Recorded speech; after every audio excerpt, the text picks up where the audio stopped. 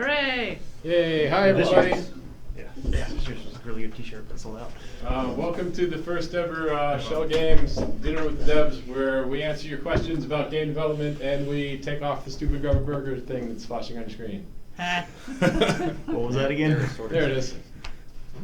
Wait, there's no burgers? They're not. They're hoagies. They're hoagies. Hoagies heroes. Hoagies or Well, heroes or hoagies gyros or heroes. grinders or... Thursday night stream where we eat hoagies and argue. You're just staring at no muffins. hoagies, but heroes. So dogs, did we unmute in time? Are we good? Dogs is in charge of our schedule. At least somebody is. Do sprites to be ironic? Yes, absolutely. We're going to talk about development with sprites. Perfect. God, I wish we were that close.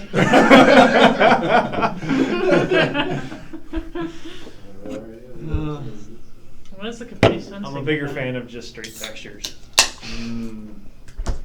But I'm too. I'm gonna eat a sandwich. Do it. How about the shaded meshes?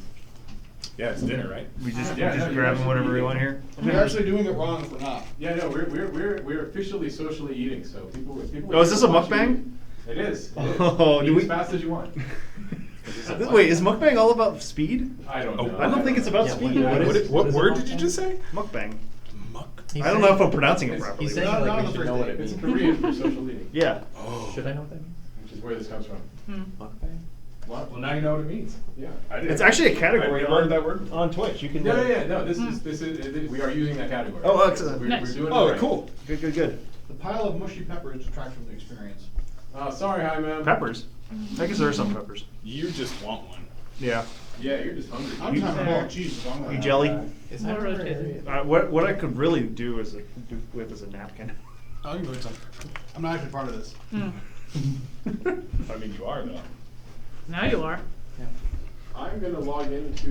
No one's allowed to leave until you eat all the sandwiches. my You know, one of the things I have a pile of stuffed grape leaves in front of me, and this is dangerous. I've always thought that these sandwich trays were interesting because they give you the chips with the sandwich, which makes the chips like cold and soggy. Who wants mustard? And so like you see them, I love mustard. and you want the chips with the sandwich, but then you get the chips. And you make this choice, like you pick up a handful of chips, and you're like, yes, but you already have them in your hand, you can't put them back. They're cold, and you can feel that they're wet. And you're just like, no! You're like, I well, made this I decision. guess I gotta eat the chips. Yeah. There's a lot going on this plate. Yep, yeah, there really is. You may have made a joke about mustard, but yes, I do want mustard. And this is way harder to open than you would think. That's the first test. I failed horribly. Mystery man. Reach in and grab a sandwich real quick. For comedy's sake. I'll let. I already got a sandwich. I'm good. Oh, Mike, do you have a sandwich? No, I have Cheetos. Wait, hold on. I'm a There's vegetarian. not I gonna be just enough eat people Cheetos. left to eat all Sink this. wrapping What was a that? sandwich. There's not gonna be enough people left to eat all this. I'm gonna eat There's that. actually Like I tons said, of we're not allowed to leave colors. until all the food's done. Did I steal your spot? Are you sitting behind everyone? I'll just take some home. Yeah. I'm manning the control. Stuff your console pockets mic. full of Oh yeah, those it's stuff. cheeses. What I It's wanted like to double do, stuffed wanted to grape reach on leaves camera, stuffed and you in reach my on at the same pockets. time. Sit down with the Perfect. Oh. Just like the room. Like, Oh, wow. one, Can I have some two, mustard? three. Oh yeah, please. Thank you. You can have all the mustard. Pull that. I just got some mayo. Yeah. So what are our questions? So hot dogs. Yeah, that's what I was gonna wondering. Should we start with some Sorry. questions? Oh, yeah. We need guys want mustard? to have questions? Mike? Who the hell are you? Mustard. Yeah, Yes, thank you. Who the hell are you? Yeah, you guys should introduce yourself. Starting on this side of the table, just for the sake of order. Hello. I don't work. This side, my side? Yeah, your side. Hi everybody, I'm Tyler. I think I know some of you guys in chat. I usually do VR streams here, but at Schell I'm a game artist, so I do world building, world design, and art stuff. I'm Rolena. I've ever been on Twitch, but usually I'm not. And I am a game designer, and for the most part, recently I've been doing VR type stuff. I'm Matt. I code things. What about do you it. stream? Oh, I mean, I haven't done it in a while actually, but I had a tabletop kind of stream thing going on. I like these weird cardboard video games. Yes. someone decided to take video games and make them paper. Turn-based. Very weird. But yeah, the project I'm on currently, I don't have a lot of the time to do that. So I stopped it for a bit. Hey, my name's Kwame. I'm an artist. I'm a VFX artist. I think I've been on a stream once before. There was actually another panel I think we did. We were playing a couple games. Mike, you were playing, and we just like watched and talked behind you while you were playing. It was a while ago. I believe it. Anyway, I do VFX, so I make things pretty. I do lighting, I do explosions and lightning and flash booms and bubbles and all sorts of stuff like that. We should get It's fun. you and Tim on a team together, and you can be thunder and lightning. Oh snap! Nice. Oh snap! I like Jam it. Week team. Yeah, just two-man team. So I minimized your guys' view of yourselves eating because I thought that might be weird. Yeah. Cool. All right, yeah. You were correct. Wait, you guys don't eat dinner with a mirror? Stare into this mirror and eat all this food, please. I've suddenly lost my appetite. I do this once a month. I just have a mirrored dining room table. I It's just just my mirror dinner. That's perfectly normal, right? Hey guys, I'm Mike. You might know me from Fridays and occasionally Thursdays now. I stream indie games here every week. So glad to be part of this. Way in the back, Mike T, also known as Stream Dad. I made this thing happen, so I hope you like it. I'm Dave. I'm also a game designer here. I made a rhyme trail. We streamed a lot. Yeah. For the Kickstarter. We'll stream it again today. Yeah, it's never gonna stop. Don't stop. Can't stop, won't Can't stop. stop. I know, right? Well, wants that shirt? Oh, new entry. Dan. Yeah. Who are you? Who are you? Joining us live. I'm Dan. I'm a game artist. Thanks. Thanks, Dan. We're lousy with artists. So while Bull and Dogs are fighting over who gets Tyler's shirt after they kill him, The victor goes explodes. we can start with one of the questions that was already submitted. With folks in chat, feel free to shout out any questions you have. You take priority here because the show is for you. And I'm so glad someone's going to drink the Capri Sun. I was worried that was going to. It's the best one. So what was the question? Who is going to get the Capri Sun? What's your favorite Capri Sun flavor? Answer. Dan. Well, there's only one I'll try. All right, question number one is when designing, what's your philosophy? Well, I'm checking out. It's kind of a giant question. So I guess it's probably Marlena's question as the game designer, the official designer, if you want it. Sure. It depends on the game, but I guess generally speaking, the design philosophy that is consistent throughout all games is if you're not having fun, it's the designer's fault, not your fault. And you gotta make the game interesting and fun, and you can't be in somebody's living room and be like, no, you have to go to the left, go to the left. Shh, no, it's okay, go to the left. So you have to playtest a bunch and make sure that people understand what's going on and that people are enjoying themselves. Other than that, it really depends on the game, I suppose. Got anything to add, Dave? It's a pretty broad question, and that's about right. Like making sure, it's really important for me, and I'm sure this is a cliche, and I'm sure this is what every designer says, because, it's important. Send the voice from off camera. Yeah, okay, shut up, I can't see myself eat anymore, so I don't know. But making sure that the player understands what's going on. If the player is confused, make sure that's intentional, and not as a result of something not being explained in the game. Stuff like that. Kind of as an offshoot of the question, I'm curious, like, what's your favorite kind of game to work on? In general. Me? Yeah, you. Other designer. Hey, we're all designers. Yeah, I think everyone's a designer. Really. Well, then why didn't you Everyone's a answer designer, Dave. Then why didn't you answer the Dave question? Hey, I was going to interject something. All right, do it. Dogs Dogs actually has a really good question. Dogs wants to know, when you're creating I Expect You to Die, do you purposely make it short so people like Dogs wouldn't play for hours and get sick? There was a target playtime. And I think our target for each level was not to be longer than an hour and not to be shorter than 15 minutes. But sort of like the puzzle takes priority over that. So it's definitely, if the level would be longer for a better puzzle, we would have caved. It's half intentional, half coincidence that it worked out. Yeah. There, generally speaking, in VR in general, we try to follow the standards that come up. Like in the first couple of weeks of VR, people generally decided probably we shouldn't be moving the player against their will. That will make them sick. There are exceptions to this, but usually we follow rules like that to make sure that even if you're playing for hours and hours, which generally doesn't happen very much, but even if you are, you're not going to regret it. And it just seemed like the overriding philosophy in that case was making sure the player never got sick. Yeah. Or minimize to the best of our abilities the times the player would get sick. Yeah. Same thing goes for Vertigo. We, a while ago for a different game, were testing out like really, really tall levels where people could look over the sides of stuff. And for some people it's like, oh, this is awesome. And for some people are like, I don't want this on my head anymore. Get it off, please. I never want to be on that tall building ever again. So. Yeah. And we had announced recently, so I could say it, like we're working on more stuff where I expect you to die. But in our experimental period for that, we really wanted to mess with movement a little bit. We were hopeful, I think optimistic, stupidly, because it was all awful. We tried really hard a couple weeks and it just didn't work out. But yeah. Matt, you were going to interject something. Yeah, before. well, actually, I wanted to follow up. Oh my 'cause- God. No, he was going to do something. Yeah, I got it. You can't quiet me any longer here. Defiance. Yeah. I'm going to stuff my face then. Oh, go for it. No, because, you know, I expect you to die.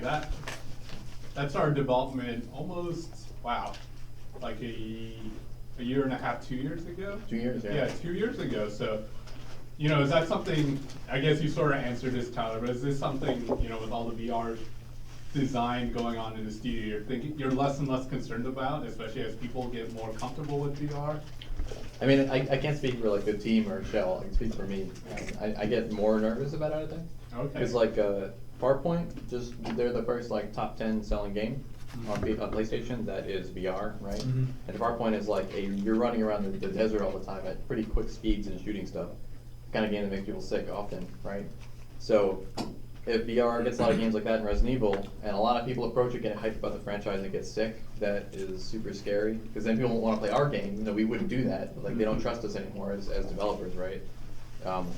So, and I originally didn't believe that people would get sick. I was like, don't be a baby, just suck it up, and like, you know, play. And then I made myself get sick. And now I'm like terrified. Like, I would never want to do that to someone. It sucks getting sick. Yeah. You have to. If you're resistant, like, and you want to develop, you have to make yourself feel. Yeah, I think as respected. developers, it's important to hit Yeah. that line. And I know for me, it was the first time I ever did VR. I got really sick. And I was sick for a couple hours after, but it was a very motion-based game. You know, so the game was like playing Descent in VR. Whoa. And while I was like, oh, this is amazing. I got real sick Yeah. after it. So, what's up, CJ Hamster? But I think it's up to us to do our due diligence to find that line so that we know what it is, so that we don't throw players into it. And for us to, you know, if we want to play a little bit with it and get risky, then we know what that line is. If we don't, then Ooh, yep. Another question from Spell the Fighters. So have you ever looked at other VR games and your unique gameplay ideas? For example, Spellfighter VR, you can shout spells and they happen. Yep. I know for me, I've been working in VR for like the past 2 years straight, pretty much, and half of it has been playing all the other VR games, as many other VR games as possible, because it's such a new form, it's such a new dev space. It's the wild goddamn west. It's the Wild West, it totally is. So we're all learning from each other all the time. So part of that is really just playing anything we can to Yeah. see what they've done, what works, what doesn't work, what we like, what isn't fun. How can we iterate? How can we build on it, all that kind of stuff. Yeah, it's kind of funny. The first VR game I worked on, we were working on. Buster. We got some sort of Hey, follower. thanks for the follow. Yay! Yay. Yeah, we didn't see who it was. It feels weird We here, had- Brian. Oh, it was Kwame. we- Thanks, Kwame. Oh, that's my daughter. No, Sure. I follow from him. You're on your phone on the table. Hand check. Just kidding. Game's cool. When we first got the Vive and we were working on Water Bears a couple years ago, there were like a grand total of like 6 games floating around, and so we played all of them. It's like, all right, cool. We are up to the cutting edge. We know all the stuff that's going on, and here are the things that are like consistent across all games. Worked on that for a bit, and then I did other stuff for a bit, and I came back and suddenly there are hundreds of VR games. It's like, oh, it's not the even after a year, like so much has come out. I remember there was like a 2 or 3 month period when the DK1 came out. Right, so like DK2, Buster. DK2 you can move your head left and right, but before that you could just rotate, right? And I played a bunch of demos, and I was so convinced that full motion video is coming back, right? Because your head's always stuck, and you can just record people on camera, stereo camera, and like see it in VR. It's gonna be great. And I was convinced, like, yeah, the future is another full, and then DK2 comes out, translation breaks all that, like, like all that genre, that's just dead again. Although FMV games are coming. It's True. true. Maybe not for VR. but- Not for VR necessarily. Well, no, the Abduction uses them in VR, and That's like true. they make it a hologram, so it's okay being flat. Even it'll feel 3D, but flat 3D, and like it works in a way. They do weird little tricks, like Yeah. they hide people behind Doors. or little portals. But that doesn't work though, does it? It feels bad when they're behind It glass. feels weird. I've seen it. The hologram one looks better. Yeah. doesn't The it? hologram one works better. I thought the port ones are okay, even though it's clearly I like it. FMV, but Yeah. I figured they're sort of going for half cheesy, half Yeah. professional. like Command and Conquer cutscenes. Yeah, exactly. Are they real cookies? Oh, we have a new question from Akema B. Hi Dad, how's dinner? Dinner is pretty good. Not bad.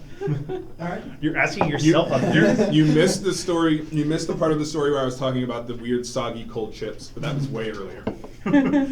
All in all, solid B+ there.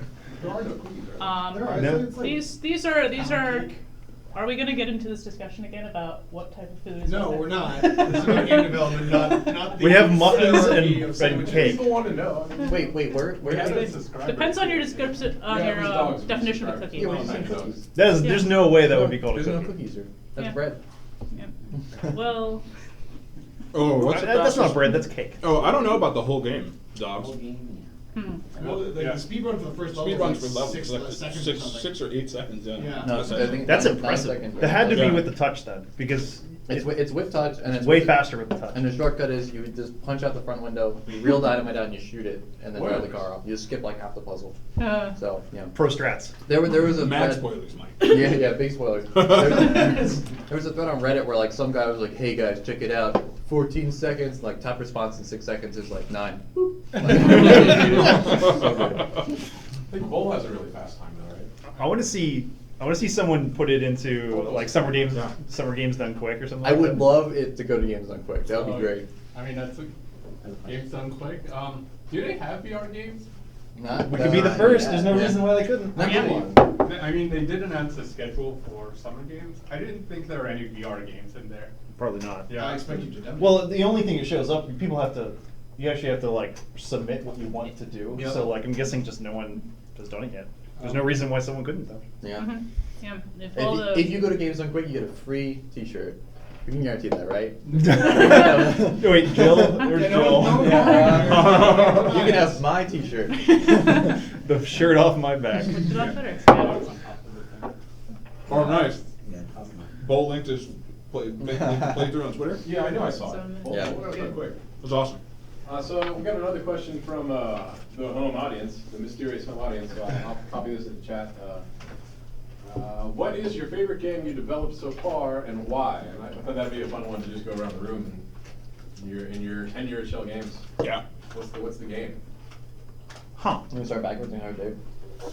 Oh yeah, well, sure. why not? Well, it's gonna be a real shocker to everyone. Oh, here it comes. Cage spray. No. Oh man, this is gonna be tricky. Yeah, no.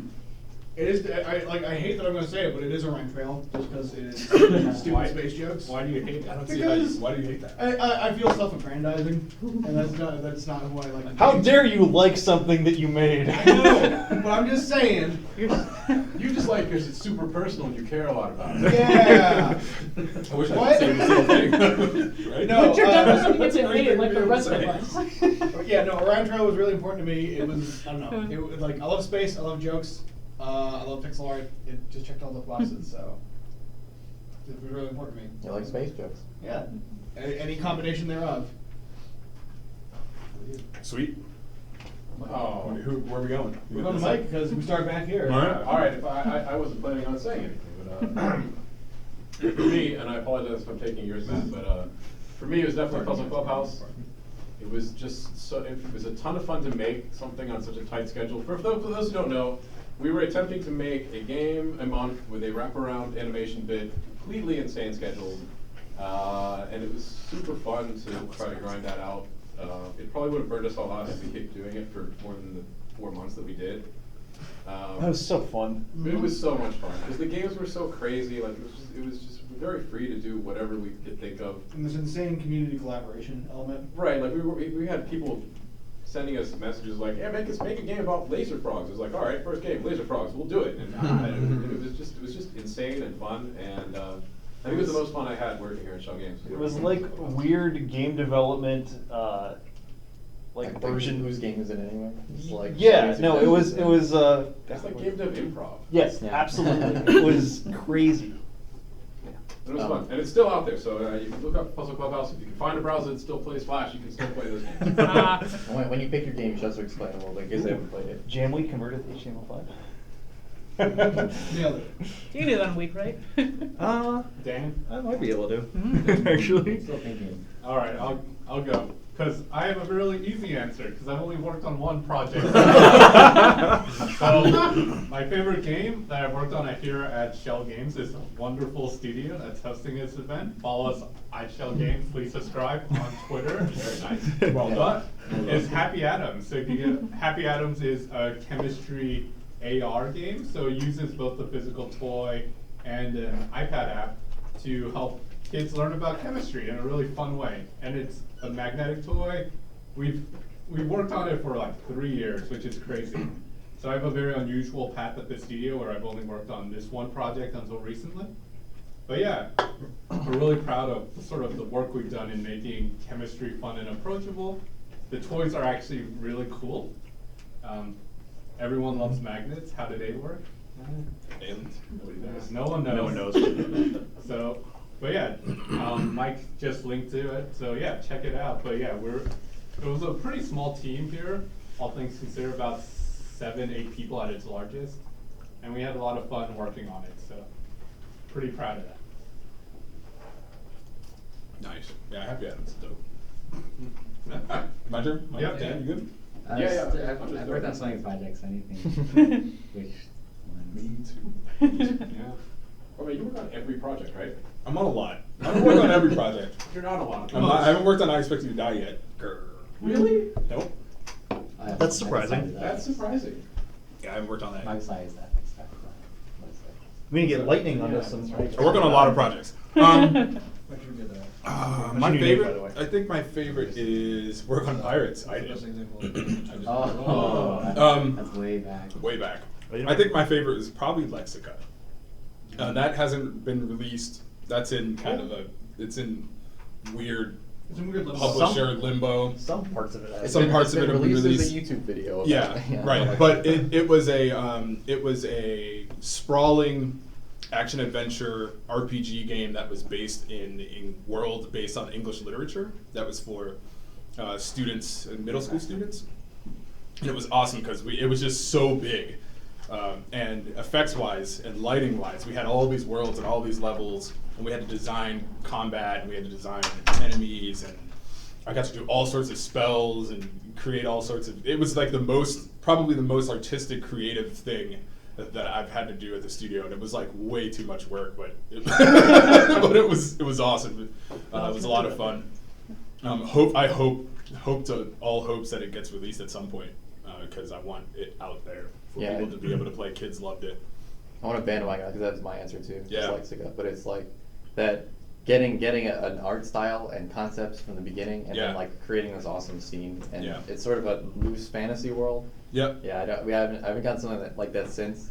And Spectre's very tied down to like real world. Yeah. You know, like you have to be able to interact with it. But just like I'm gonna make a magical, Yeah. ghost wall with a skull head that comes out Right. and hands. Like, oh, It was so creative. Yeah. And it was so much fun. Learned a lot on that project too. So. I guess it's the best way to describe it to people is like it's like a Zelda, like an Ocarina of Time format Mhm. Zelda game, except about English literature because you're Yeah. a hero. You go through dungeons and there's level segments and stuff. Yep. Yeah. Yeah, and a lot of the characters that you meet in the game are from English Lit, so we had to take the characters, learn from their stories, read about their stories, and kind of inject them with this fantasy in order to have them become a part of this fantasy world. So, instead of a character just being part of exactly what their story is, we take part of that story, we create something fantastic about it, we give them a cool ability that allows them to help you fight with them or help you seek secrets and uncover them and things like that. So it's really cool, really fun. A lot of work, but anything that's cool is a lot of work. So. When's Super Camp coming? No one knows yet. Is it It's me your now? turn. Yeah, you. All right. So I was gonna bounce between two different things, but Mike T already hit one of them. Sorry. And like, I'm kind of, I don't know if I'm weird this way, but it's not so much the game for me that I really enjoy working on something. Sorry. It's like the game's kind of secondary. Yeah, it's like really it comes down to the team, and I would say Enemy Mind would be up there, like that, and like Puzzle Clubhouse. Those teams were just incredibly fun to work with. One, making something, so Enemy Mind was Mike T's like baby, and like being able to work on something with somebody that's so passionate about it, and like it's something they like. Oh, stop. No, like it's true. Like it was a small team, and like when you feel like you're helping somebody like make something they care deeply about, it's really rewarding. So that game holds a special place in my heart, and it's just kind of the same thing with Puzzle Clubhouse. But that was kind of like all of us, raising this weird little thing together. That, and I made like a weird adventure game based off of it, a Puzzle Clubhouse, that still to this day I loved it. holds a really special place in my heart, and it'll probably never see the light of day. You'll see a trend with some of these choices. Never seen the light of day is on the end of them. Yeah. Sadly.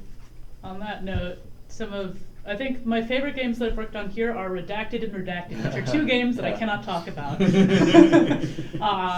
But I can say why they were fun to work on because of the great teams and because of like quick timelines where people were like, hey, what if we did this? Oh yeah, that'd be awesome. And then we'd also did this on top of it, and like just the quick spin up on these projects was really fun, and a lot of creative team players. But the question asked favorite game in general, not just at Schell Games specifically, and I think that the favorite game that I've worked on was a Harry Potter LARP that I ran, where everybody, like, it was the 1920s Harry Potter, so everybody showed up and was like dressed as characters and had different quests to go on, and there were themed drinks, and it was excellent. It was so much fun. I need to run another one. Also Sky Castle. Sky Castle was nice. I guess it was okay. It was fine, I guess. But yeah, that Harry Potter LARP is my favorite game I've ever worked on. We didn't work on it here. Kimba B asked, "What's the hardest game you've ever?" Oh, do you want to go? There's a couple of questions. We missed a couple. I can't. Can we? Well, we got I've Mike got- T here who's doing the Are moderating you- question mark. I've got one from CJ that's been lounging around for a while. Oh. It's a hard question to answer, but you guys tread carefully. What is the best example of a game that shows up how not to do VR? Oh, I can answer this easy without offending anyone. Vorpex. It's like it's a driver that takes a non-VR game and puts it into two cameras, and you play like Skyrim. It's awful. It makes you sick super fast, and it's because it's just like the classic example of taking a game that shouldn't be in VR, Right. and like just brute forcing it Yeah. into two cameras. Those are Not probably the best, the Please. best examples of games that are bad in VR. Are the ones that are just really brute force put in there. Yeah. Yeah, let's play Half-Life 2 in VR. Yeah, and it's like that sounds great. It is. but It's a video game example of taking a movie and after it's done, cutting it up and making it 3D sort of. Yeah, As like right, puppet show. It's right. just not Except good. it doesn't make you sick. Except VR actually makes Yeah, you sick makes too. you Well, physically 3D ill. movies make you There was headaches. some- No, I guess it might make you sick too. During the Gold Rush, there were some 3D films you watched, and at points I had to take the glasses off and just Yeah, yeah. I have a pair of 3D glasses that have the same filter on both sides, just so I can watch it in 2D. But I mean, I did you're the buying same a thing. more I made expensive that. ticket then, right? Well, it's mainly it's like, oh, friends want to go to a movie, and I'm going along with them, and I'm like, oh, I don't want a headache after this, so Yeah. it's like the both right eye Right, grab your filters. 2D glasses so you Yeah. can enjoy the movie. The future is here. Yeah, I mean, It's just watching a slightly darker version of the movie. Right. there was others from the early days, like DK1 days. I really liked. Like Escape Velocity, I think is one I showed everyone here. Yeah. Where you're like a spaceship and it flies where you look, So to fly around, you're like whipping your head around, and it accelerates when it hits stuff. Yeah. And, it makes a lot of people say, I loved it. That was so much fun. Yeah, I mean, But- At the end, feel like you've been headbanging all night. Yeah, Just yeah. like- Yeah. Your neck gets sore, and then you feel like throwing up. So Yeah. it's not. I know someone when this question was originally put up there. I saw someone put tabletop Tabletop, simulator, yeah. and like that is one of those games that it's kind of another one of those like brute force. Let's Yeah. not perfectly Yeah. tweak it for VR. You know, It's the kind of thing where it doesn't make you sick. right, Doesn't but have it's that problem. just It's just not fun to it's use. just not fun to use, Is that right? right? Because it seems like there's a path there, Yeah, Yeah, no, Oh, yeah. it's- absolutely. but it's not shoehorning. Yeah, it's not just shoving it in and going. Yeah. There's absolutely a path there. Yeah. Yeah. That's- And I think, I mean, even with the games that like where you do move, that's really like even like Half-Life. I mean, those things. Yeah. People are working on those games, and they have all sorts of things to work around the sickness, whether that's making you move or coming up with clever ways to make you teleport or whatever. But shoving a game that's not Yeah. that hasn't had that work done into VR, you know, I think to us, like if you get sick playing it, I don't know if we call that good. Yeah, You know? we don't call it done. I mean, Yeah, it's probably not I played Half-Life 2 VR a lot. I played for like 6 hours Yeah. one day. Like I thought it was fun. Yeah. And I took it off, and then I like was incapacitated the rest of the day. Yeah. I mean, it's good, right? Right. To play. To play, This is but why you don't want me doing VR development. But that's one of those I do games not where get motion sick. yeah, Ever. Yeah, it's that's not outside the of this. VR is good. It's the game is good. And The you're game is willing- good, and, and you're then- willing to Yeah. Yeah. you're willing to Power through. with the VR experience. Yeah. Mhm, exactly. Yep. Yeah, be careful. If you're somebody like me who doesn't get motion sickness off of anything, like if you want to do VR development, make sure you put people who do Oh, get Yeah, sick. no, there's Get a like, mailing we list. have a list of people in the office that are specifically Yep. prone to Yeah. the motion sickness. It's like So- added to the list of like, okay, who's colorblind, who, Yeah. you know. Yeah. Yeah. Yeah. I'm on that Yep. list. Takes me about 5 minutes, and at the end where I'm moving around, it takes about 5 minutes to get really sick. I've never gotten that experience of motion sickness. Yeah, good point, Bull. You wanna? There's a question about hardest game we played, I think, too. Hardest- Oh yeah. Like most Bloodborne. difficult. Yeah, I think. Hard. Did your daughter ask that? Yeah, that was my daughter. Dwarf Fortress. There's no So you- graphics. It's all. Oh, you shut your mouth. It's for nerds. No, Yeah, we were I t- really want to like it, but like I I- can't just stare at ASCII art. Yeah, I actually have the same problem. Can't do it. Need Yeah, tile well, sets. Yeah, I Dwarf know. Fortress is my Harry Potter LARP, okay? Is that a new benchmark? I'm really happy. I think that's quote of the night, though. I'm not sure if anybody's gonna top that one. Is that the nerdiest thing ever to happen? That might be the nerdiest thing. Dwarf Fortress is my Harry Potter LARP.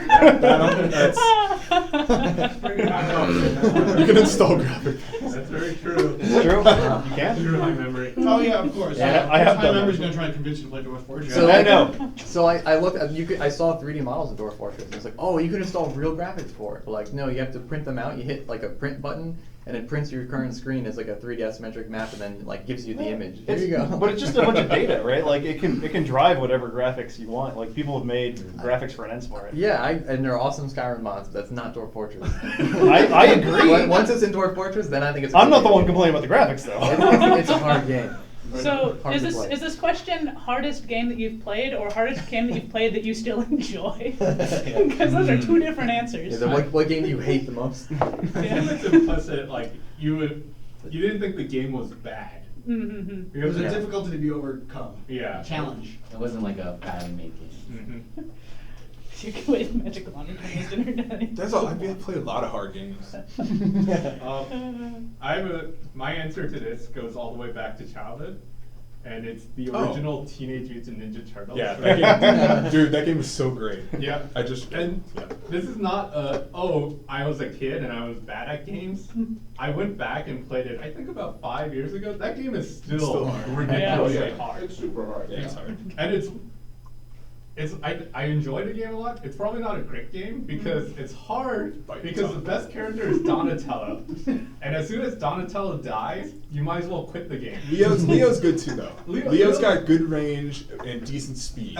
But as soon as you're down Leonardo and Donatello, then you only have basically Michelangelo, Mike, and yeah, then Raph when you're Mike. when you use Michelangelo, you can have Raphael, and Raphael has the tiny size, Raph is and it's like terrible. then you're done. Yeah. There's no point in playing I anymore. mean, going to Just that era. restart. Yep. Yeah. If you're going to that era of game, Ninja Gaiden. Oh. Battletoads. Uh, Battletoads.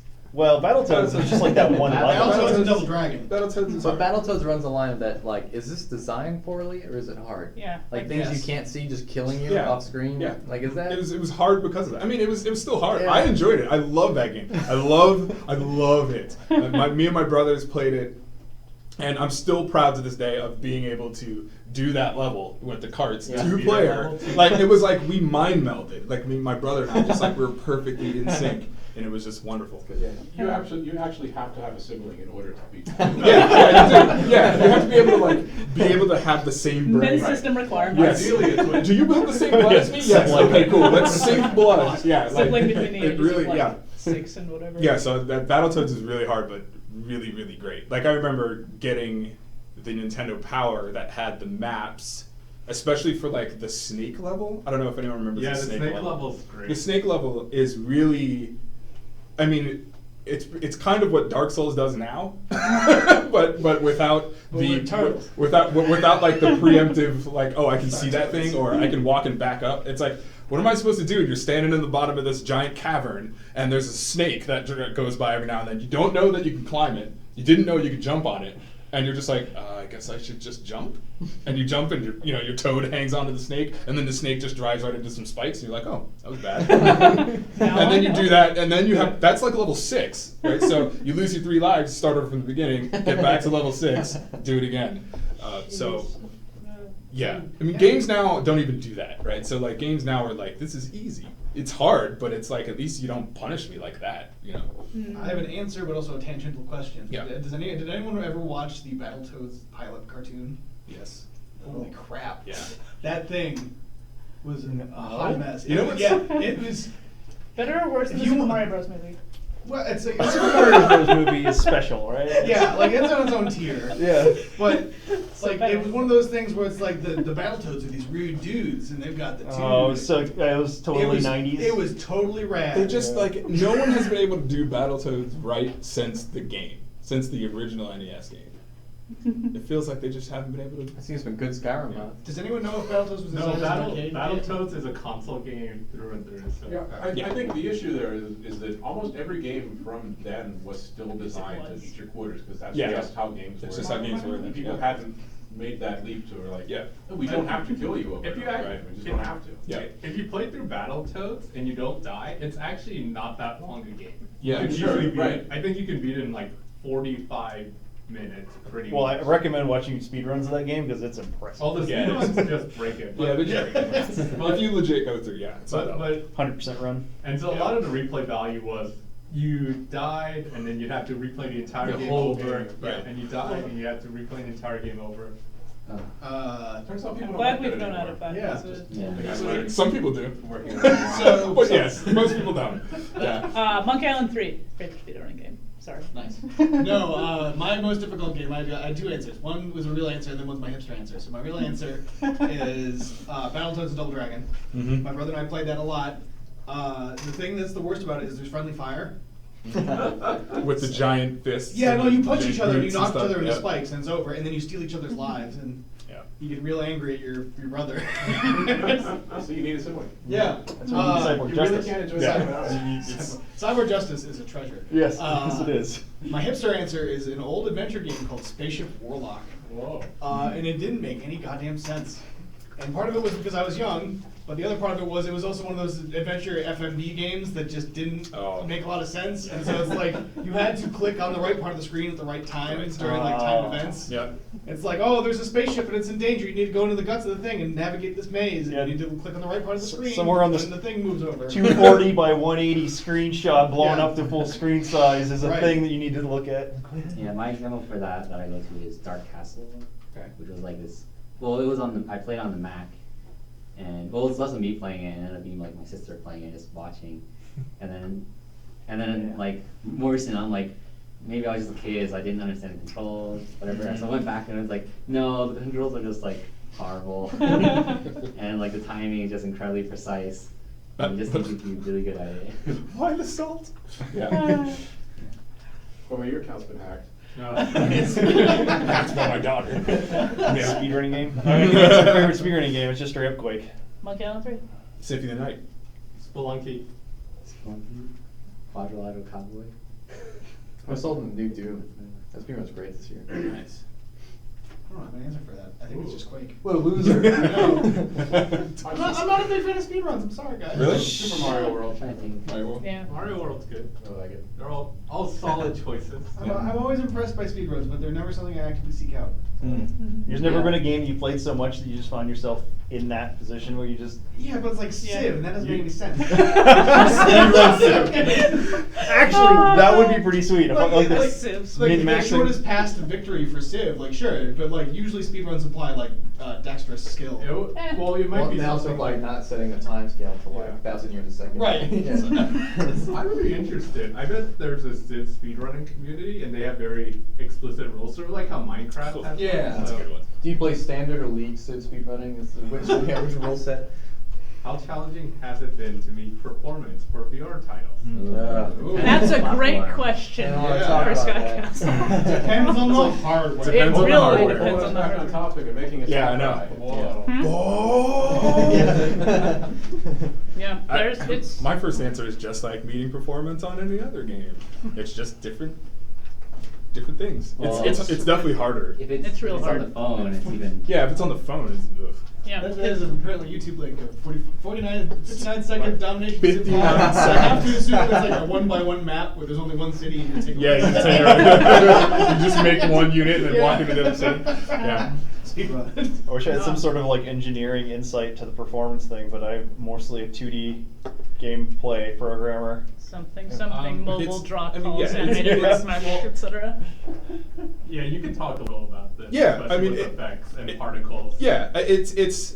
I look at it. It's very similar. I don't look at it honestly as that much different. I mean, it is different because the requirements are different, right? So like because you have stereo, usually you need double the FPS, right? So that means that you have to be extra super economical with everything that you do.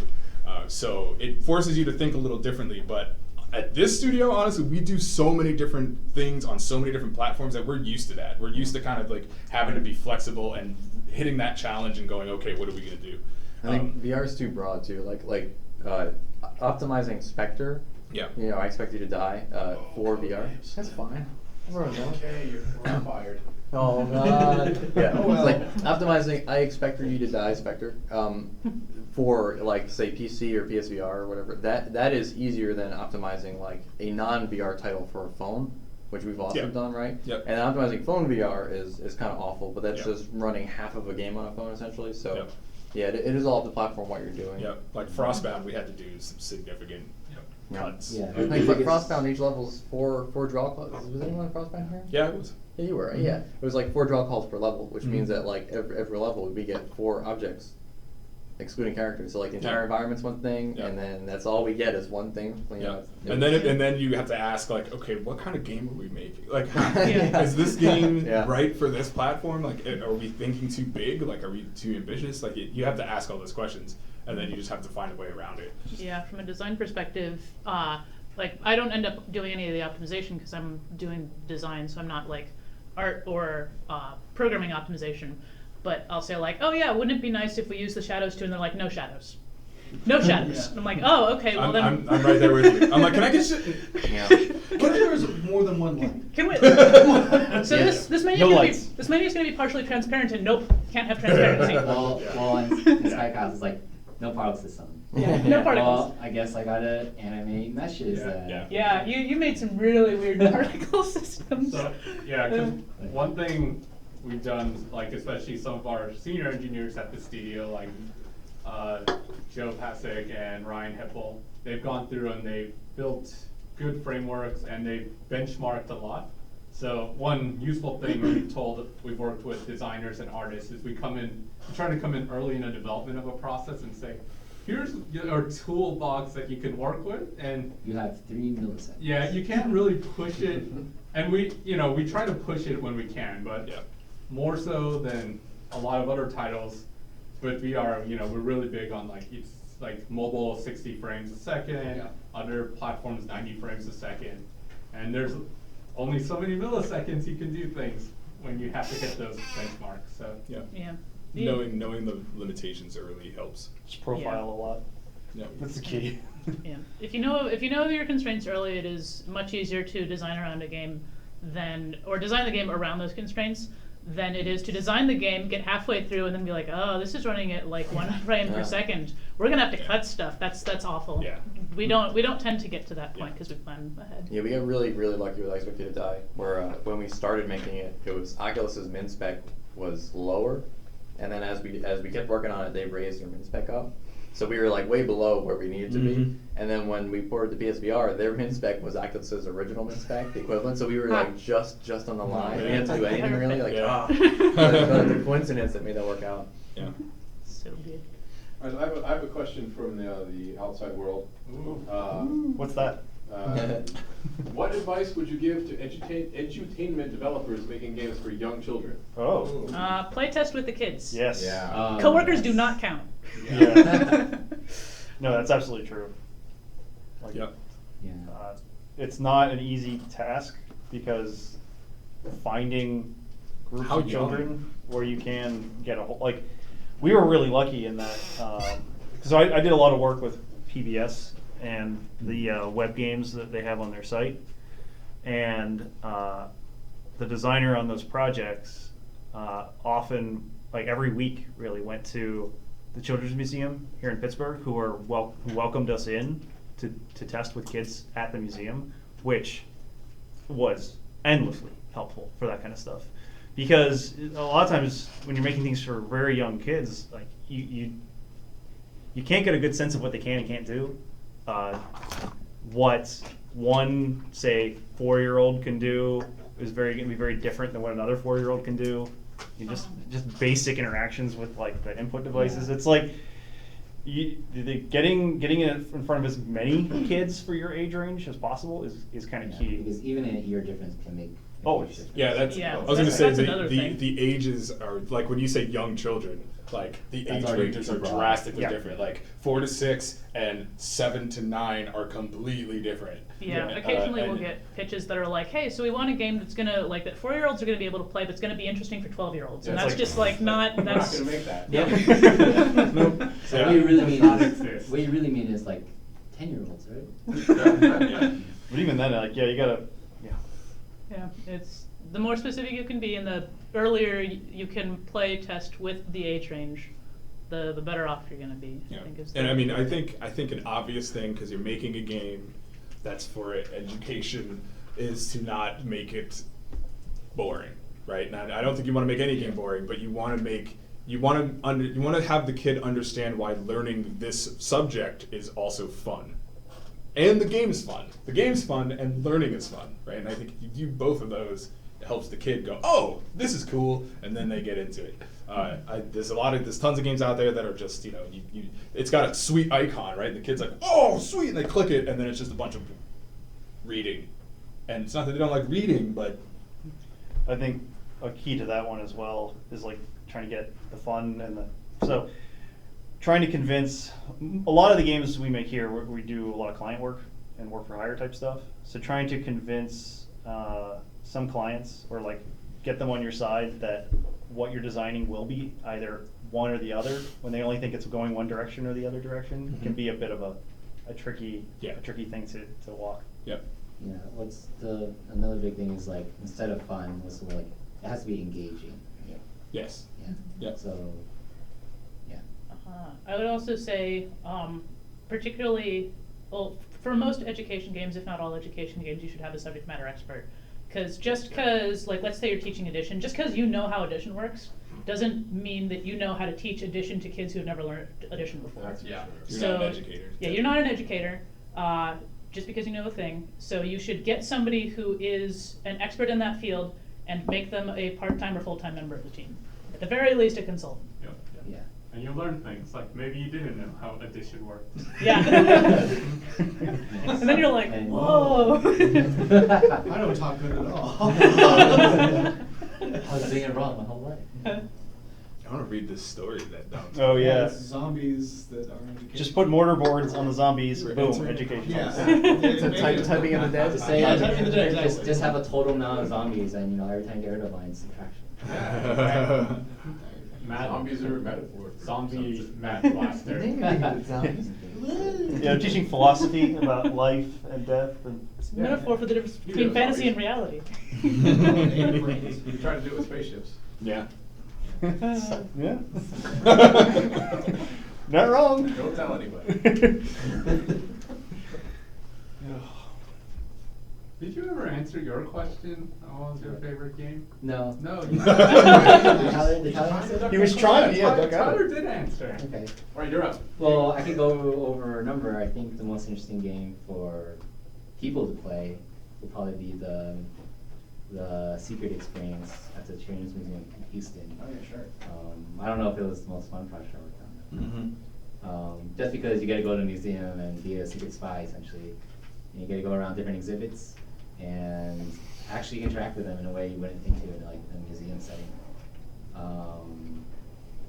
I really enjoy working on the PBS games. Mostly, I think the team is great, and I think the content is really good, just in terms of education.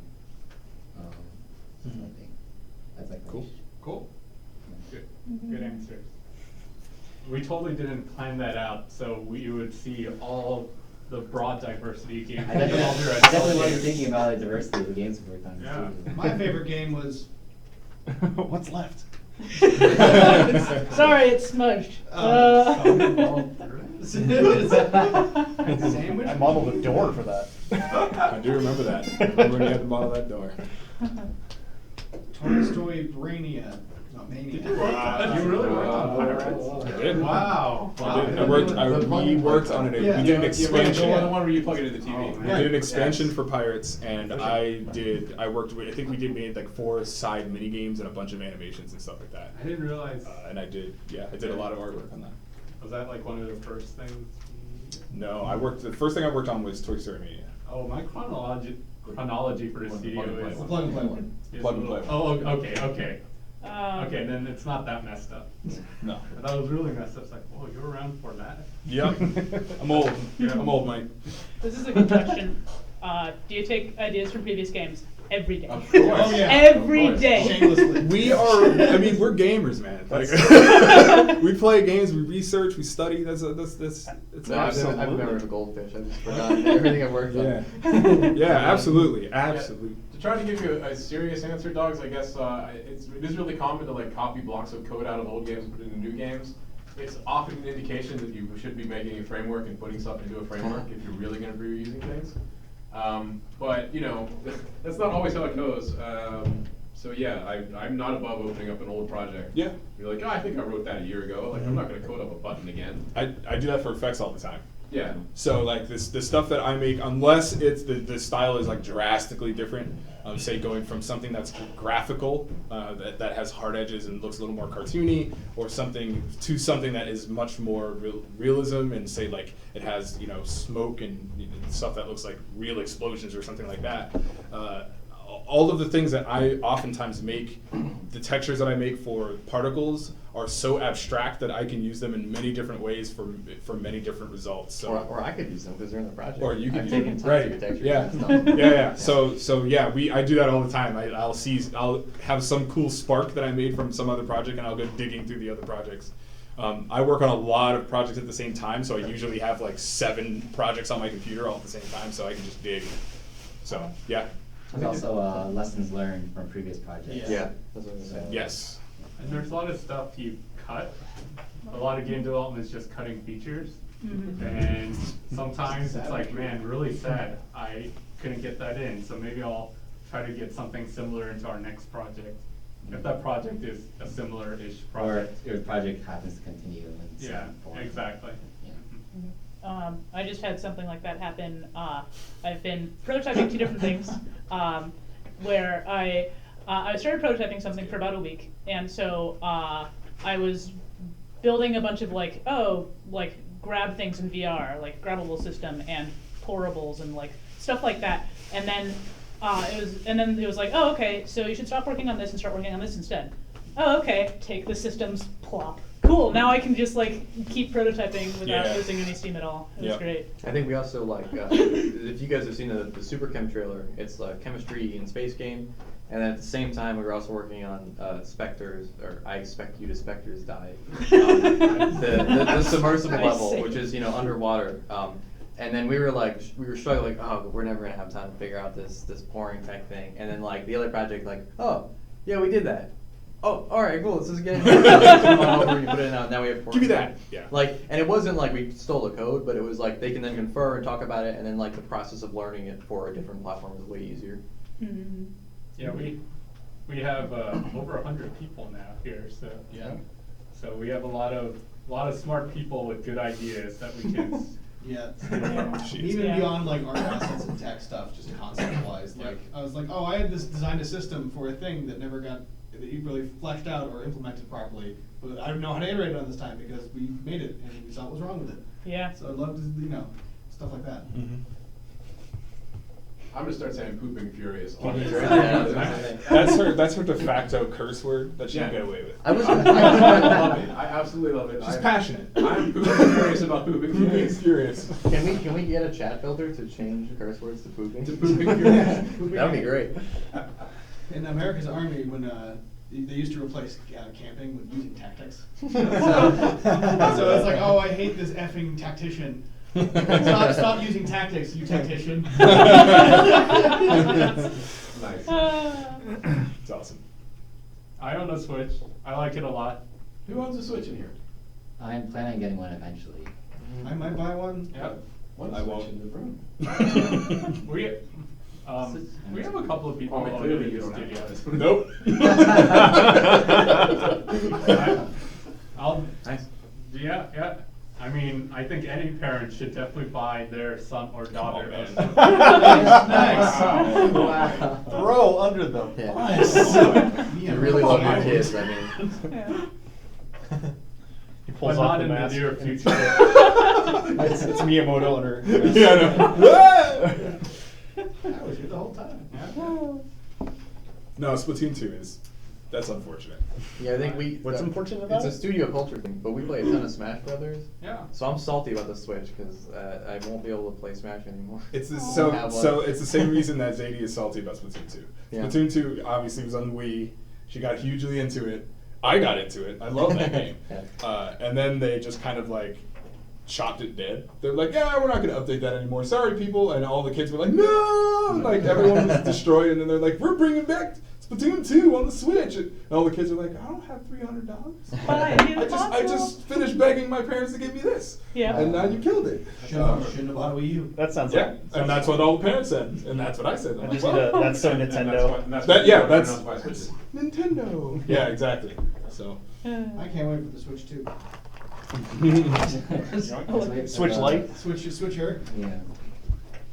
All right, I got a hard question. Uh-oh. Hard question. Hard question. Ready? Slash S here. Oh, wait, 40! I knew it. Here it comes. In what ways does your company interact with social justice through game design? What responsibilities do you feel as a producer of stories and interactions which can affect players through their experiences with your games? This is my friend from college. Hi, Forney. I write code. It's a good one. It's a good one. That sneaks out of the room. You want to get paid. I mean, I have a really inspecific example, but in Spectre, we tried, and it's hard. We made a point to not show you your body, to not identify who you are as a person, because we wanted more people, if you're playing as a character that you don't identify with in the real world, it's going to cause a disconnect for people, and if we can allow anyone to sort of jump in and just feel like they're a secret agent, that's better for us. I mean, that's the most, as an artist on a spy title that's obviously aping James Bond, that's the most that we've had to intentionally change design. I think we had some situations that we had to think about when we were working on Lexica. That was something that because it was meant to go to schools all over.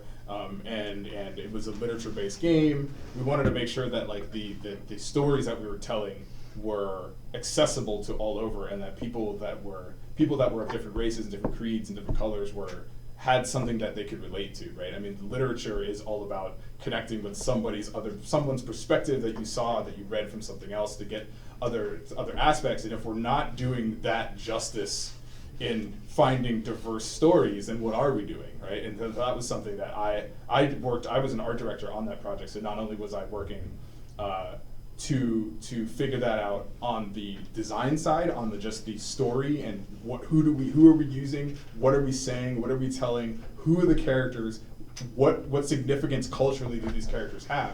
But it was also on the art side of how do we represent these characters, how do we make a diverse cast, how do we represent them in a way that we feel is respectful and introspective, something that a kid can look at and go, oh, that might be from this, and they can research it, they can read the book, they can do all this stuff, and they can get it all.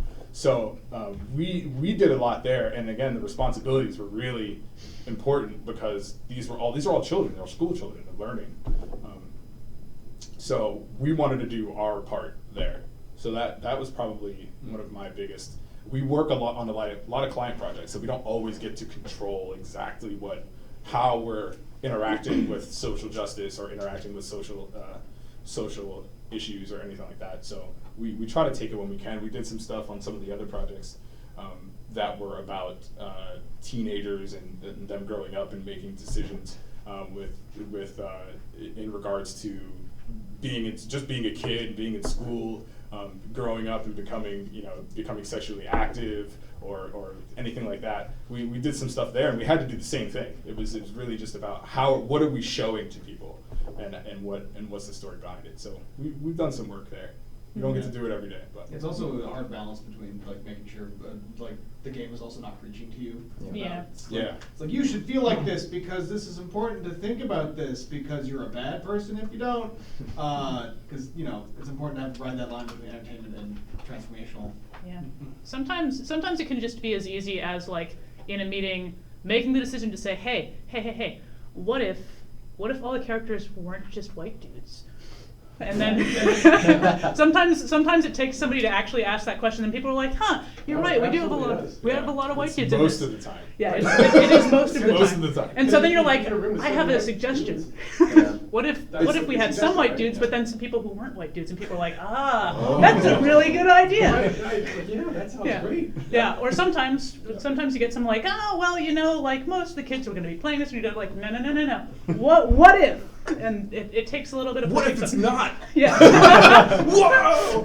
Wow. There are Yeah. other people. So it these are conversations that we have, and like Kwame said, it depends on the client. It depends on what sort of project.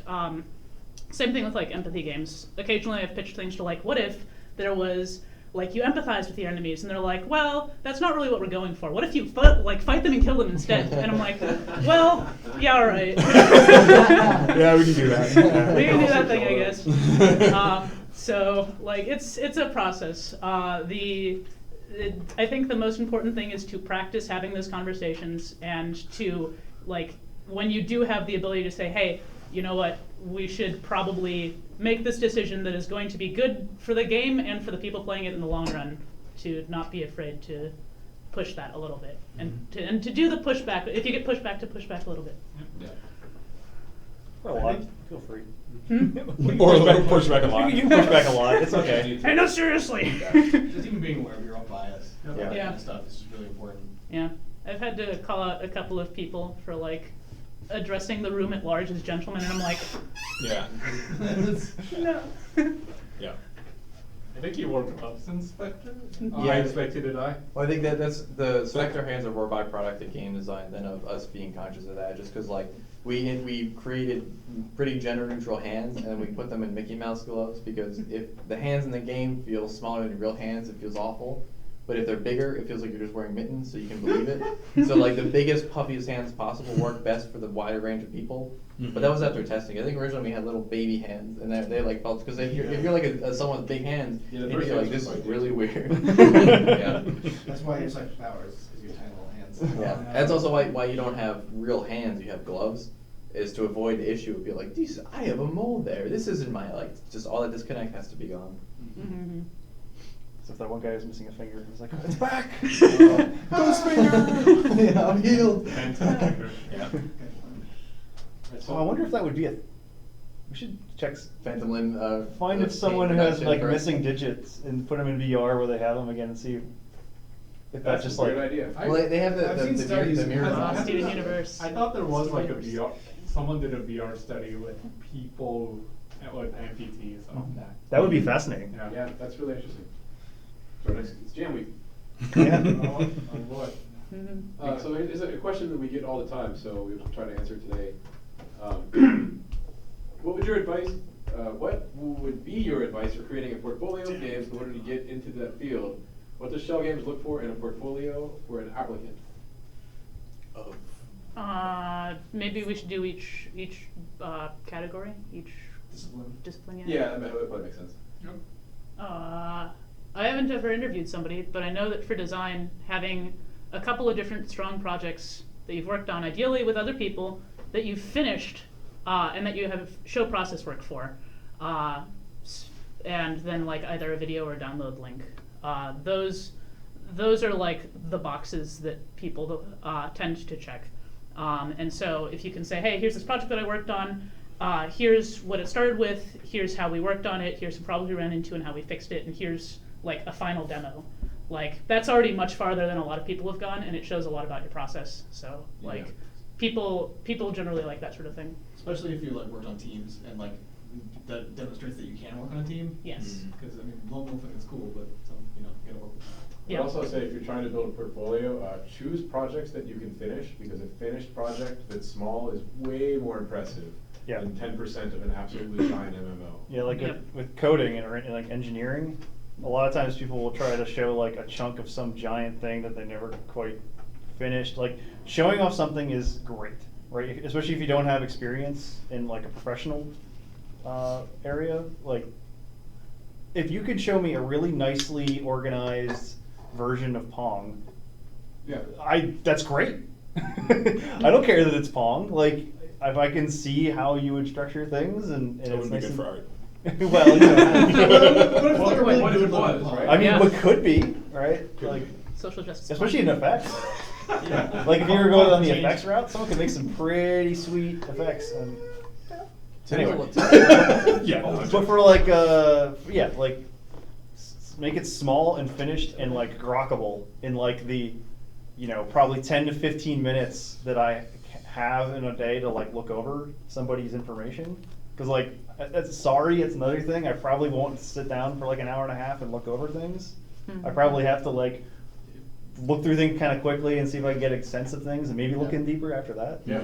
If you're, this is true for programmers. I think this is generally true for everyone too. Just making your stuff really easily accessible is super important. Yeah, don't make like a game resume that you have to play in order to see all of your stuff. I mean, I understand like profiles. It happens. Not that we've Oh, ever sure it seen does. that. I gotta go back to my website. Well, sometimes. Here's a really, really easy example. A lot of people, we get Unity project examples. They just zip up the entire Unity project. You don't need the entire Unity project. All you need is the executable, the data folder, and the assets folder. So, you don't need anything else. Yeah. So, and that way your file, like again, this sounds dumb, but you're taking a 800 megabyte file and making it a 50 megabyte file, and it makes it that much quicker for us to download. Same thing if you're a programmer, put your code, and you have a project you're not super secretive about, then just put it up on GitHub. And it's super easy for us when we're looking through your resume and portfolio just to click on that and go to GitHub and see your code in 10 seconds or less. Yeah, to go off of that, have a friend test first.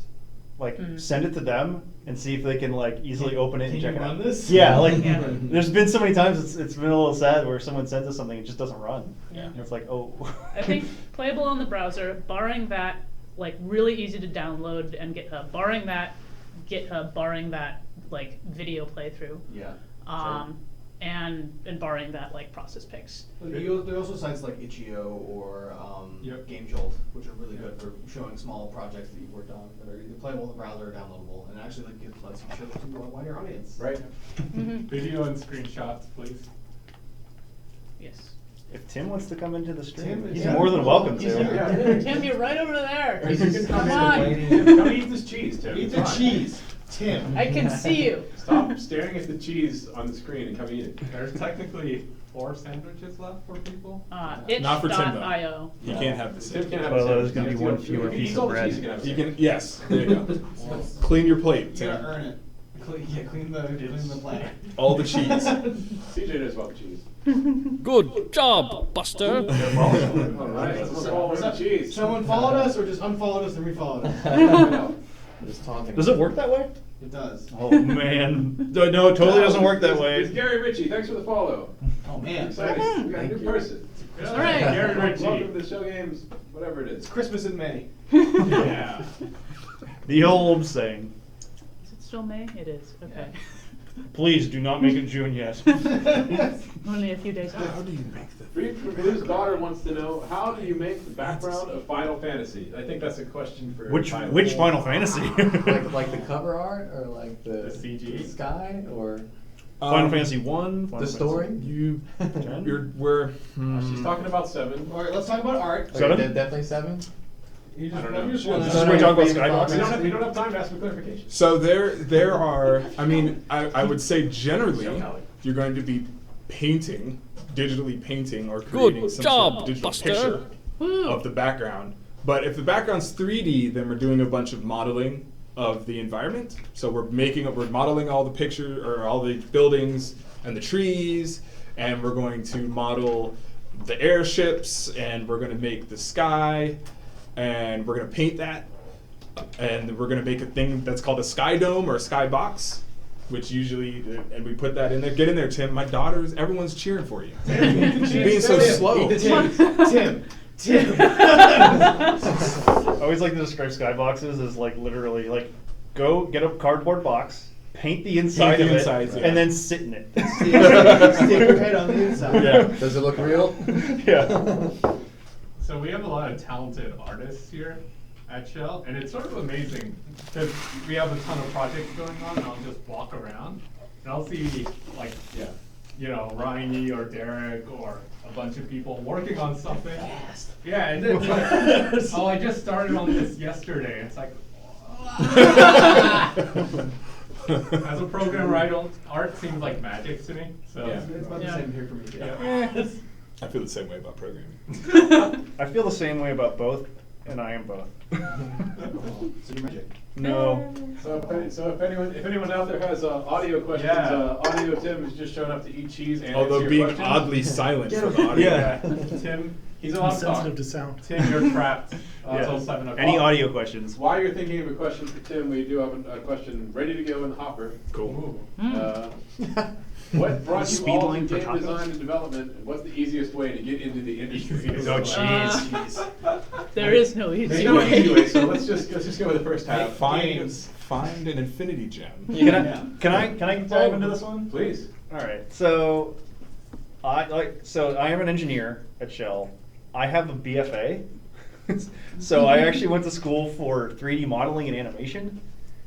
Back in the day, I was all into doing like Pixar style, like that kind of modeling and animation. I was not good enough to really go down that route. I was probably like above average, but in order to get into that kind of field at the time, you had to be way above average. And then eventually I realized that I was big into getting into like the game modding scene. So they're making levels and stuff like that, which got me a little bit more into the engineering of things. And then like when going to grad school, I went in as an artist, but because of the things I was a little bit like, here's what I'm trying to get to. Everyone's path is going to be different, and they're all kind of unique. And don't try to stick to like some structured like, oh, this is exactly how it works. So I'm going to go do this, and this. Because very rarely will that work out. Kind of just like figure out what you like, do the things you enjoy. When you do those things you enjoy, you'll like probably either find out you don't, or you'll like branch off into another thing that you actually find you're like better at, or you can like, use the skills you had somewhere else. It's really like don't try and constrain yourself too much to what you think is the path. Yeah. Yeah, I think there was something. Sorry, this is real quick, but like, it's surprising for a lot of people to like. Just if you really like games, you love games, you might really not like making games. Like they're super separate. So like, a lot of people come in, they start heading towards the industry in college because they love games in high school, and they graduate and video games are my thing. Yep. And they try and push themselves into doing something they hate. So the best way to get in, I think, is to mess around on your own and find out if you start like it. making Yeah. games. Making games is not playing games. Yeah. Yeah. You don't want to poison the thing you love by doing a thing you end up hating. Yeah. There was a good GDC talk by this guy who talked about what was called the career lattice. And basically, like, rather than being like, okay, so first you, like, go to school for your industry, get an entry level position, like, go to manager level position, like up and down, etc. This guy was like, yeah, so I started, like, in theater, and then I became a lawyer, and then I became, like, a lawyer for this other company, and then I was a lawyer for EA Games, now I'm a game designer. And it's just like, how did that happen? So I agree wholeheartedly with the, like, find out what you actually, like, enjoy doing. And if it turns out to be games, then go that way. But if it doesn't, that's also okay. You can be like, oh man, I really like, I don't know, movie special effects or something, and then you go off in that direction. And you can still play games. You can still play games. You can still make games. Like, Sometimes. you don't have to be in the game development, like in a big game development company, to make games. It's true. It's especially easier nowadays. Yeah. Like, Way easier. Yeah. Download Unity for free. Download Blender for free. That's what I like. During the open house, that's what I tell so many people. I'm like, guys, really, Just you have it so much easier. Like, even just that you're here at the open house talking to us Mhm. at my desk. Yeah. You could trip and fall into a video game. Yeah. Yeah. There's some drama unfolding in that. I see. Whoa! You got me banned, and that's not cool. We do have a question about audio. hey, audio questions. Good. What audio about the questions. feather question? Let's Oh, what, answer a the feather feather? question real quick. Yeah, the feather How question. do you make feather? Oh, how do we make a Birds. feather? It's Birds. birds. Birds. First, you have to create the universe. Mm-hmm. Yeah. Okay. Well, I mean, the short answer Let's say, how do you create an art asset feather? for 3D assets, if it's really high definition, you could sculpt them by hand in ZBrush clay. But I think we would probably just have a single rectangular poly, and you draw a feather on it. We make an by awesome hand. painting of a feather. It just exists as a 2D card, and if you look at it sideways, it disappears. I want each hair to, do move that. in the wind. Yeah, it'd just be Unity part. Everyone knows the creator of Moveless. We know the creator of Yeah. Look Moveless. at you, Yes. Telly Bob. She was a Game Informer. She used to work here. Yes. Yeah, but Rebecca's the best. I worked on a Jamway. Has anyone worked with her on a project? Yep. Yeah. Something, Oh, yeah. something has been released. She's like a wizard. She just does art and programming. Yeah, she does everything. Yeah, She's a Rebecca is wizard. Yeah. You're a wizard. She's way too cool. She's a She very tiny is wizard. too Yeah. tiny wizard, too cool for us. Yeah. Audio question. All right, let's talk about the other question. Oh, yeah. Question. Is audio Can you for see me? games? No, you're gonna be Yeah, get back. in between. I'll read the question while Tim brings his cheese over. Is audio for games mostly added as an afterthought, or is it actually included in the initial design somehow? I can answer this. Audio is Oh. important. Yeah. So- Wait, how about Yeah. All right. how about what happens and what should happen? Yeah. Well, Ideally. Yeah. audio is not generally an afterthought anymore for games, especially with VR and everything that we're doing now. Audio is such a huge part of the virtual reality experience that if you don't start thinking about audio early, your VR game will just not be good. That has been proven time and time again. It's really important for immersion, and so I think nowadays it's not an afterthought. A lot of times it is included in the initial design.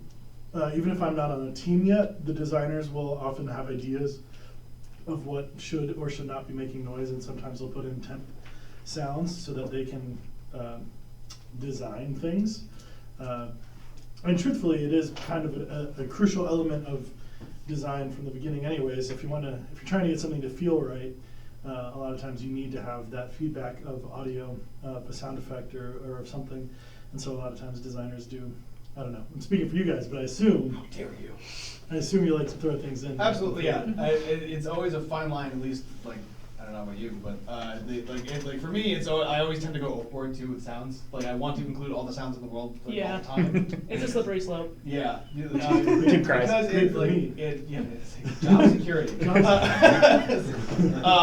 But it is about like feedback, and you have a bunch of different tools in your toolbox for like how does the player know that they did the thing that they just did. And it also comes down to platform too. Like, you know, on a mobile device, like they might not be playing with sound, which is a real tragedy because, you know, sounds are good and so is music. But So much is conveyed.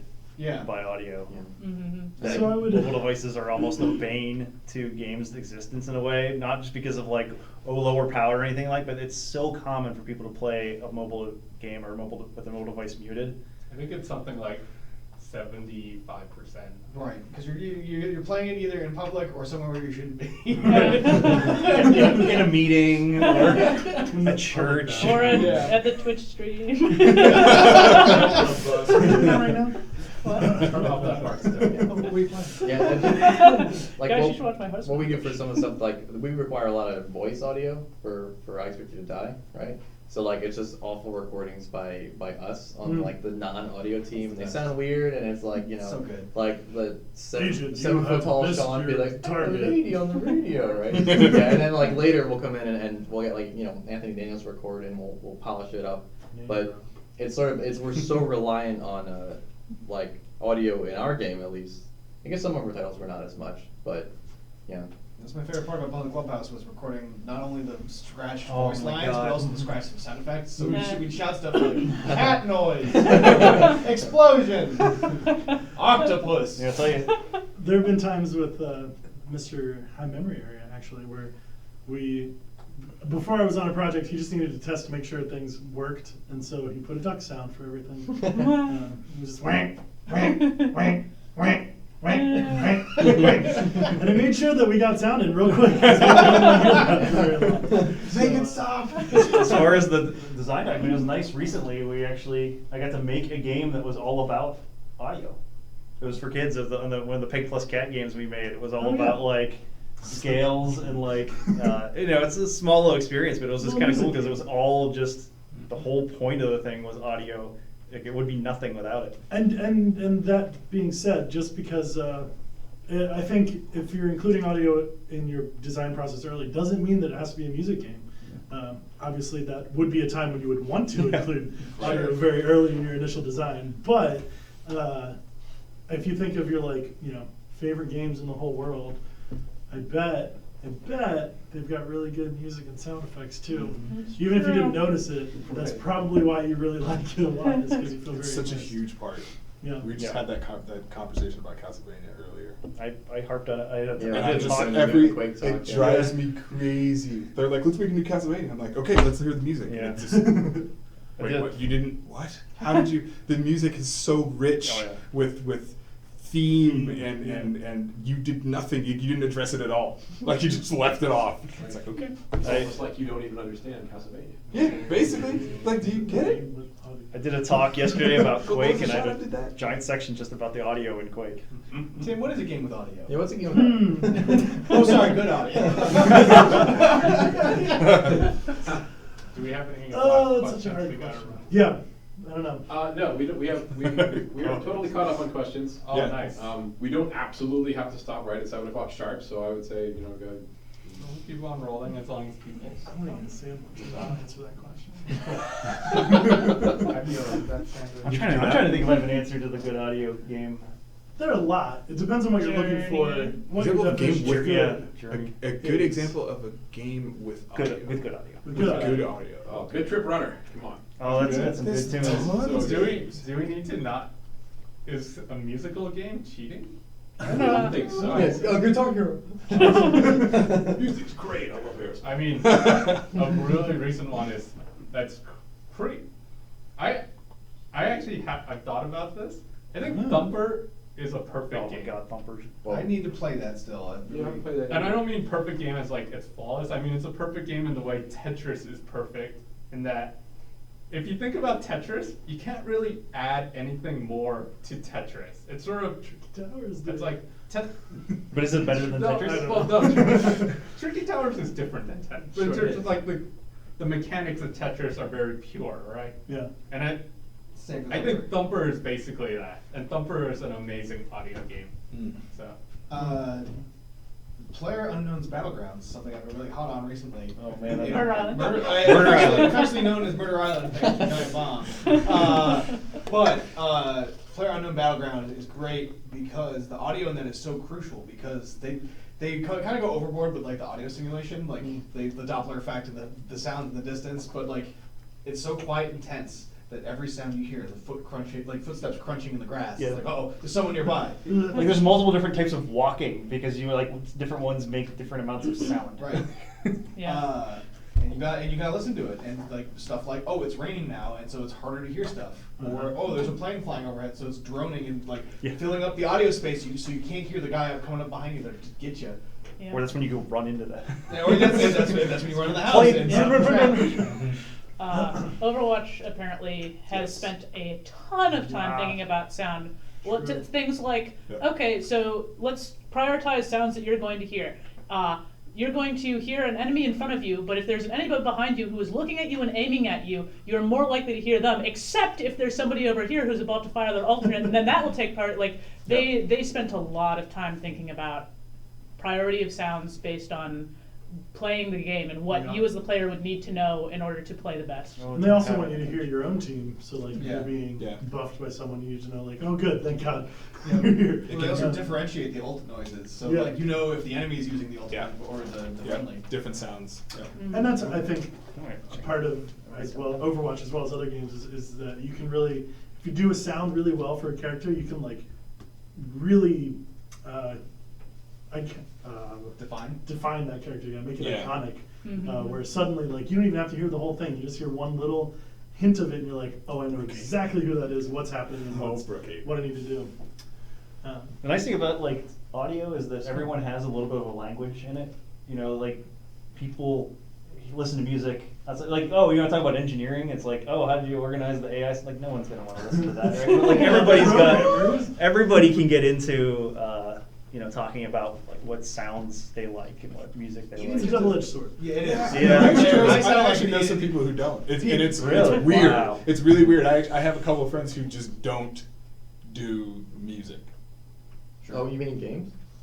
at all. Oh I God. can't understand. I don't either. I don't either. But they just don't listen to music. Like it's not a thing. You Like friends with robots? Or every day I listen to music, right? Even if it's accidental, right? I'm always whistling. I'm always humming. Like they don't listen to music at all. I'm just not into It's that weird, whole sound but thing.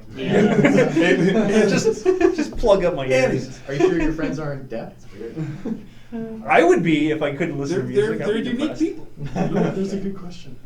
What old school game do you wish Schell could reboot? Oh, wow. So I'm so ready with this. Here we go. All right, so it probably isn't for Schell. It is something that I am actually planning to do myself someday in my large catalog of stupid things I want to do. But I really want to remake the Atari 2600 ET.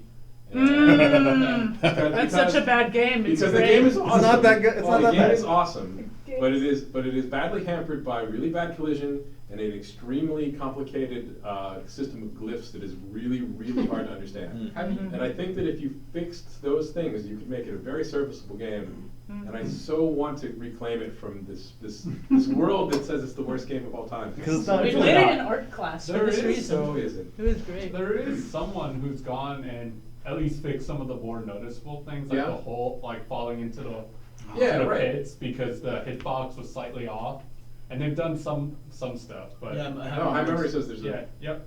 You No, linked it to other- me? Yeah. Probably. Well, I haven't tried it, but I should. Yeah.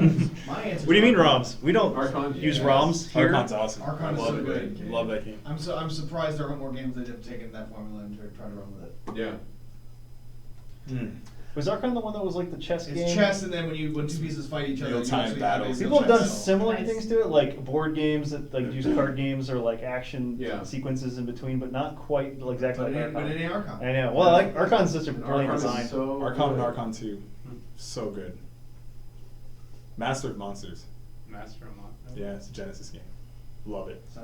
I don't know if like it's weird to say I'd like love what to do that. Schell could reboot, but like Oh, I mean, Oh, wish it's a We can dream. yeah. It's a yeah, dream. it's a dream. I mean, we got squads, man. We can do whatever. I'm afraid to date and make a fool of myself by being like, yeah, these old school Dreamcast games. It's okay. You're such a Tyler. baby. No, I mean, you're allowed to be younger than Star other Wars, people. Star Wars Episode 1 pod race. You know, first.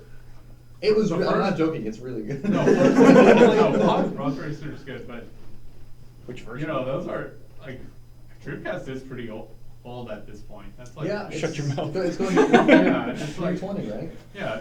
people were born after Dreamcast or not are old enough to be in college now. So this year. All right, that's enough of that. I know this okay is with a that. classic, but I think it will be. I think they could do a stellar, I don't know, VR version of Pokemon Snap. I would love that. Oh, man, yeah. It'd be so good. You could see them like full size. Also, maybe Oh, even man. gameplay over 15 minutes.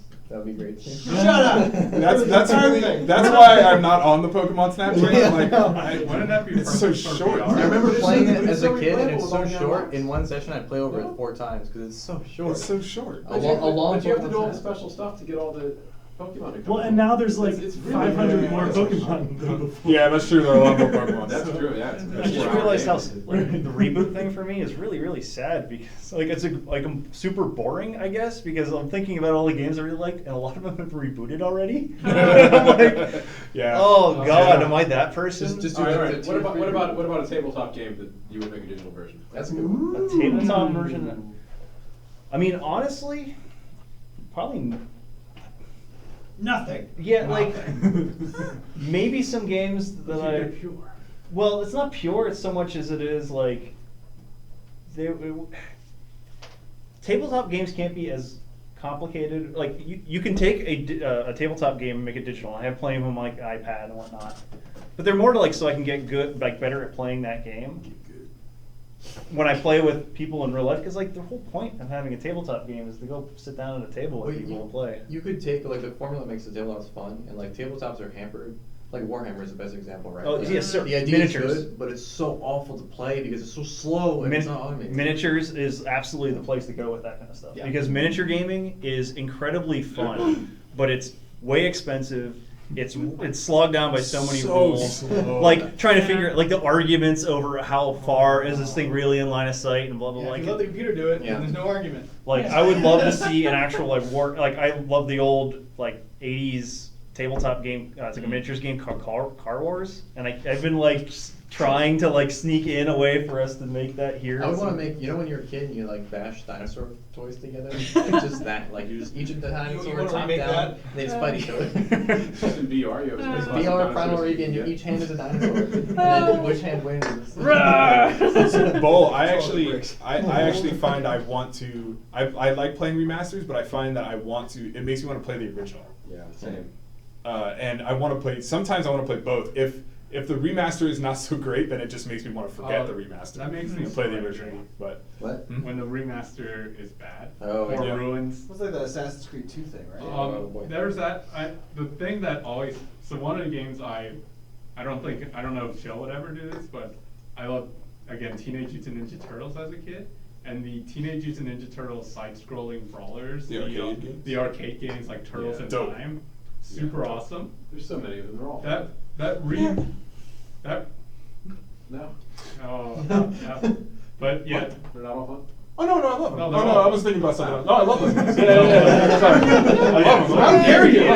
The Sorry. Simpsons. So and- there's a remake I love it. of Turtles in Time. I think it's like 2009 or something. The one for, like, by Xbox Ubisoft, Live. and it was a bad Yeah. remake because they just sort of took the trappings and the levels, but they actually screwed up the mechanics and made the inputs simpler, and you couldn't do the same number of moves. Because remember, you could do the thing like you could throw the foot soldier at the camera, Yeah. and it come to the camera Yeah, and hit it, yeah. and they got rid of that. Yeah. They and took. and it was such a cool moment. Yeah, it's such a cool moment. They reduced the complexity for no good reason, and There may have been reasons they just were trying to hide them. There might be reasons, Fine lines. but yeah, they. Yeah. So seeing a bad remake just makes me Yeah, it's sad. sad and angry. If you know what the original is. Yep. If just some people play the new one. Tread lightly when making a reboot. Yeah, Well, I think my answer is I don't want to make a reboot. Yeah, I think you have to have a really good reason to reboot something. Like I think Mike's reason for rebooting ET is good, right? Yeah. Like that's a really good reason because it's like the old one is so bad and like no one wants to play it because it's got the stigma and like Right. It's this redemption story. it's a new avenue into like this game that was bad. You know? Yeah, I don't usually think like, oh yeah, I want to remake this game. It's like, I want more Bloodborne. What if I made more Bloodborne? I can't make more Sure. Bloodborne. Yeah. That's generally, I don't tend to think in like, oh, if I was to redo this game. Well, that's not true. If I was to redo this game, what would I do? Is a really fun conversation for like new games that have come out. but like older games and nostalgia, I would prefer to make something new or play the older version, I think, personally. Although I do respect making it more accessible. There's Yeah. plenty of games that I even own that are just like, okay, hold on, I gotta get my television out, and then I gotta figure out how to get the old audio input, like stuff to get into. I have all this stuff that doesn't even hook up to my TV anymore. I- Damn it! I keep thinking about Streets of Rage. Excuse my language. No, that was not so bad. And Streets Gosh of Rage darn 2. it, Tim. And like that's a game that I love those games, but I don't want to remake it. Yeah. You know, like I can get it, like they've made it in the Sega pack that you can get on PS3 or whatever now, and they have it on Steam, so I can play that version. And a remake, at this point, or a reboot, I'd be scared to see it, Yeah. right? Because I would be afraid that it would just be wrecked. Yeah. And I'm not sure if it needs to be. There's so much to it, like if you have a higher definition art and the edges are clear and the shading is better, then Yeah. it's gonna be a less clear image. So then when you punch someone, it's not gonna feel as good because there's not hard edges to pixels and like weird, stupid crap that like Yeah. this isn't the game I know. Yeah. Even if it's like programmatically identical, just I don't know. There's I saw- something to be said for for a younger generation who never would experience a certain type of game or a Yeah. story as well, though. Like Yeah. sometimes sure. it's not for the people who played the original, and it's for like giving people that would never would have tried it. Yeah, it's for the new Mhm. generation. That's They true. play the old one too, though. They can, but it's a lot. Sometimes it's a lot harder to Sometimes. convince. Yeah. Sometimes. What is That's sinister. Sinister AF. You will play this game. Play Archon and love it.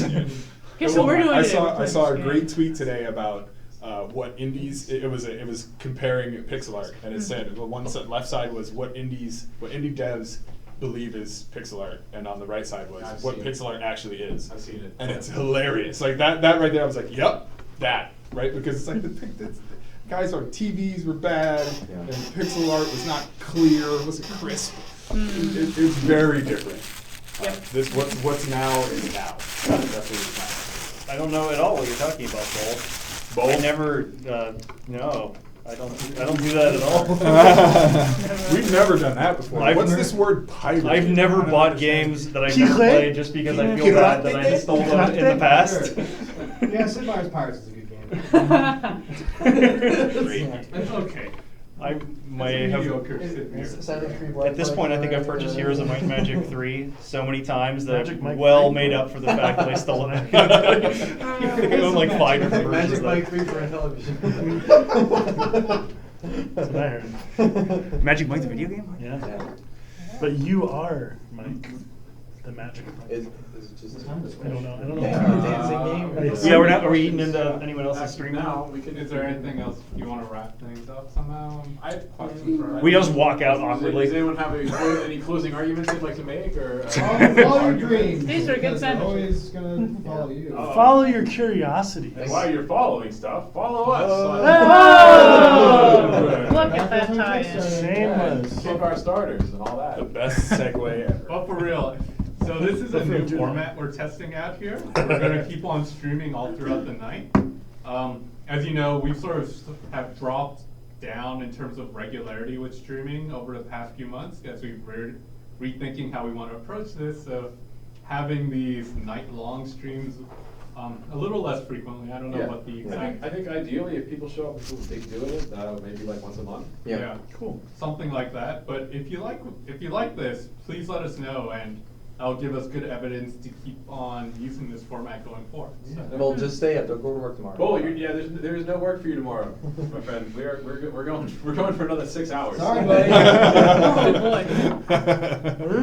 The sandwiches aren't done yet, guys. We're not allowed to leave. It's 1 a.m. I'm guessing like England. What's the schedule look like tonight? The schedule tonight.